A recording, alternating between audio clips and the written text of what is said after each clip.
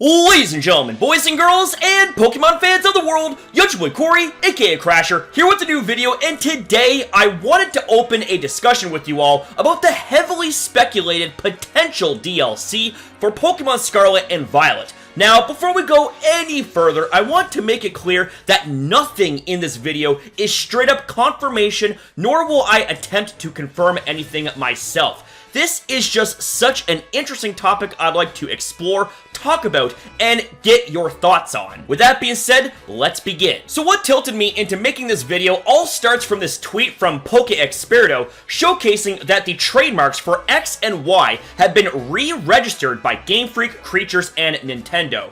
Now, for all we can tell, this right here could be a nothing burger, and it's just a case of property simply being reclaimed. But it is also interesting when we think about these trademarks and the timing, as well as the generation and locations of countries Kalos and Paldea are based on. First off, Kalos is based on France, and Paldea is based on Spain. We look at these two countries and they are next to each other. We have had games where two regions were integrated into one single game. Pokemon Gold and Silver is a fine example of that, as those games had both Johto and Kanto featured in them, two regions side by side. Secondly, 2023 is going to be the 10-year anniversary since the Pokemon X and Y titles came out in 2013. Third, the original X and Y games felt very incomplete, and the lack of lore behind Zygarde is a big contributor to the feeling of incompleteness.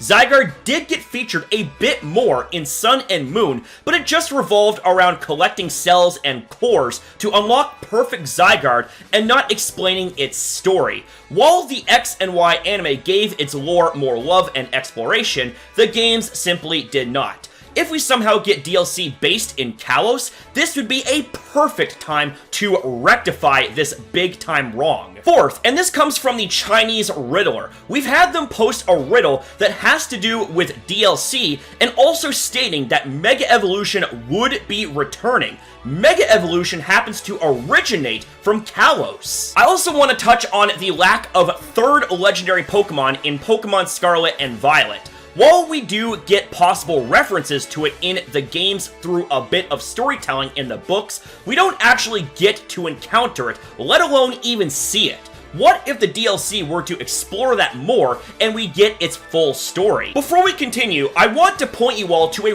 really fun video TyrantarTube did, and he goes over really in-depth speculations and storytelling regarding DLC, and especially the focus on expanding on Zygarde's story, as well as the potential third legendary and more. It is really something to see. Link in description. Now, I'd like to actually talk about this as well, and it comes from Soul Silver, and it's really interesting too. We have parts of Spain that are left out of Paldea currently. What if the DLC were to include those areas too? Perhaps maybe the reason we don't encounter the third legendary might be because said legendary is in an area that isn't yet accessible to us, and the DLC unlocks those areas. It also progresses towards Southern Kalos, which could be why and how Mega Evolution is reintroduced in Pokemon Scarlet and Violet. The third legendary has a lot of mystery to it, and with every generational mechanic introduced, we've had legendary Pokemon tied to it somehow. For Mega Evolution, Xerneas and Yveltal are tied to it. For Z-Moves, Necrozma is tied to it.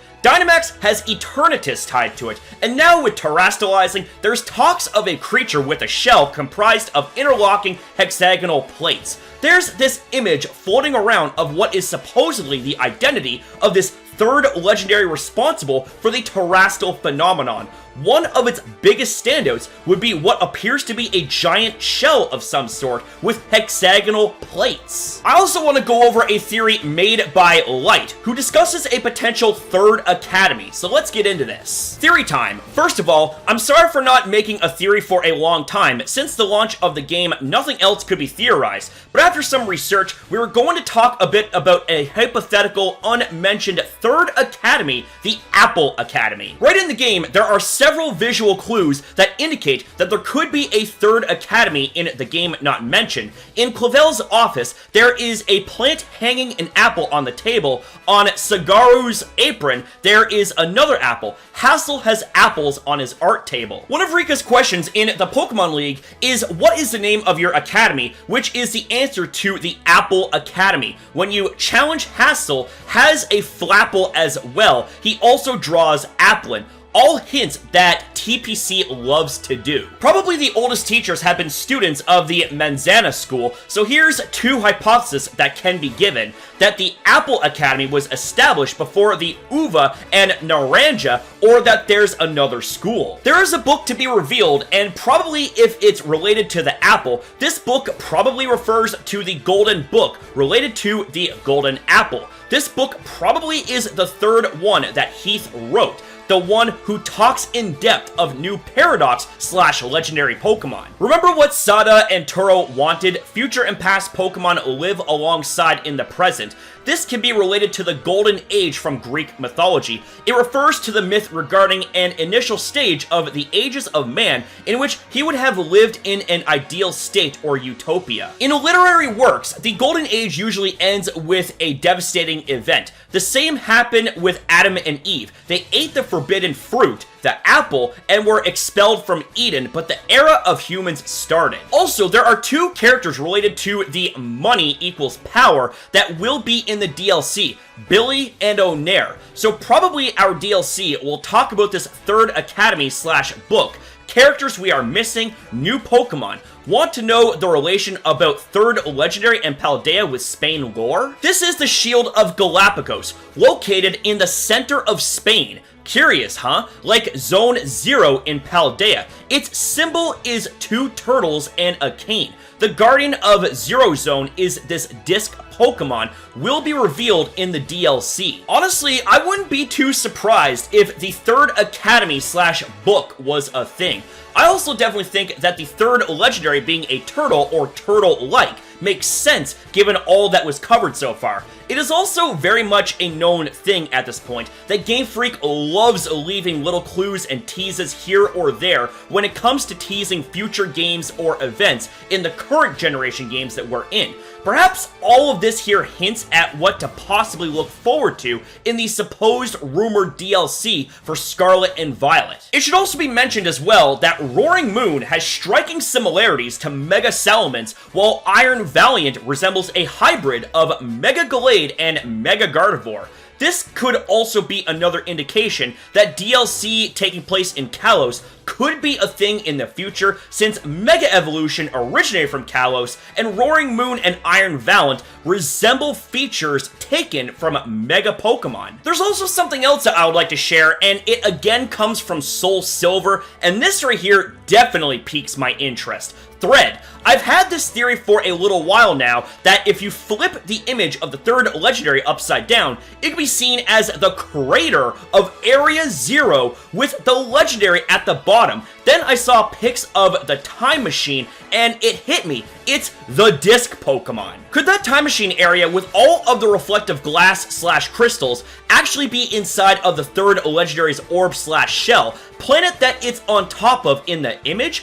The biggest point against this is that the shapes of the glass are more triangular instead of hexagonal. If it was all hexagonal, I'd have no doubt. But even still, these shapes are moving and changing, so a case could be made, and it seems these triangles are actually inside of bigger hexagons. I haven't reached this part in the game yet, so I've only seen this in pics and can't fully confirm. Which is why I was waiting to post this theory until yesterday, when I saw this theory by Light. I haven't been able to figure out why would this be called the Disc Pokemon. Why does it resemble a brilliant disc? But from these images, the Time Machine truly resembles and seems to function like a CD disc reader. So if the Time Machine is a disc reader, the instant connection is made to the disc Pokemon.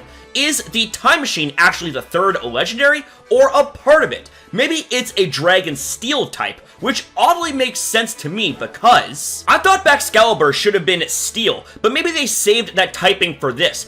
Also, could the crown on the back of the legendary be glowing at the center of black spinning part of the time machine? Not forgetting my first point that all of this is flipped upside down. Maybe it's not the time machine, but just powers it. Or maybe it's still not a time machine at all, but instead a reality machine slash Pokemon. Sada and Turo could have built parts of it around this crystal dome. All just theories in the end though, so I could be a bit off, but I hope you enjoyed. I also just noticed something slightly unrelated, but when you flip the third legendary pick, the black outer space parts of it look like the gemstones found in AZ, and the strange light itself is from the Guardian, third legendary. That same light could be shining from the time machine too. I also want to point this out because Prisma Rex brings up something really interesting. I bet it's not the formal form of third legendary. It's like an egg. So this right here could be like an egg slash cocoon of what the third legendary could potentially be. So that was definitely a lot to go through, and man, oh man, let me tell you something. This definitely has my juices and my hype flowing all over my body as if I have my own variation of Orichalcum Pulse from Koraidon. This right here could potentially lead to amazing, amazing DLC storytelling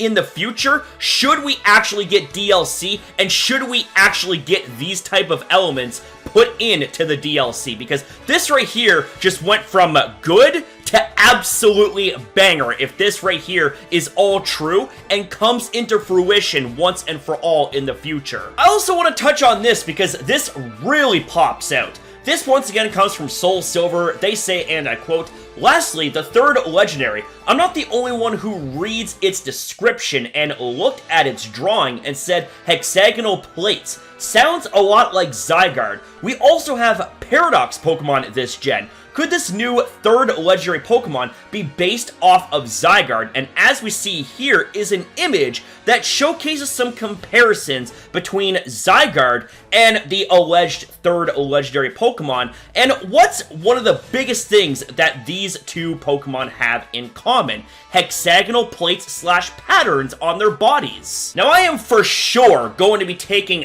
that with a very, very small grain of salt right here, because I would be absolutely mind blown if Game Freak actually pulled off something so elaborate and so crazy like this when it comes to DLC and continuing the story of Paldea connecting with Kalos. Like, can you imagine something like that? Holy moly, it would just be, oh my god, it would be like so good. It would be so freaking good. So what are your guys' thoughts and opinions about everything that we have talked about here in this video? What are your guys' thoughts if something like this was to actually be a thing in the future of potential DLC for Pokemon Scarlet and Violet? Would this be something that you would be on board with? If so, let me know. If not, let me know. Either way, I would love to hear out your guys' thoughts and ideas in the comments down below. And that's it for the video, ladies and gentlemen. So I want to say thank you guys very much for watching.